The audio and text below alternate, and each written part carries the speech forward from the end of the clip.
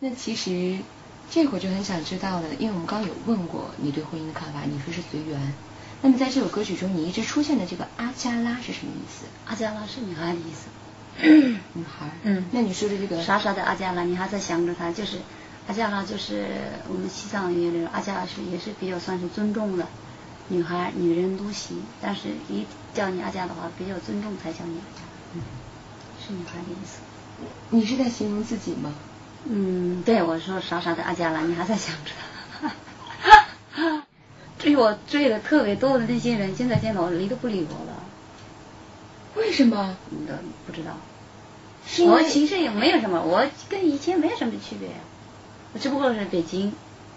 就是因为你优秀了吗？这个我不知道他们在想什么。是这样。啊天哪，听这个之后感觉有点心凉，你知道吗？这么漂亮的女孩子，然后歌声这么好，然后我们刚刚听过1个小时聊天，大家也能够感觉已经如期回来的追你，见到你这无动于衷，理都不理。你的那首我心下雪了，难道是写给那个人的吗？这个心下雪，反正真的是我当时就是那种感觉。因为在瑞典嘛，气候虽然是下雪比较冷，但是挺舒服的。但是一个人在逛，当场就有那种感觉。明白了。那其实我想也有可能，估计你说的一样，也有可能有一些自己那种，或者有可能是这样的。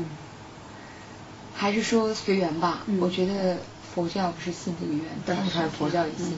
那我想可能那个人之所以这么做，那是因为佛说他不适合你，将来会有最适合你的人出现。对。你也会这么憧憬吧，就像小女生一样。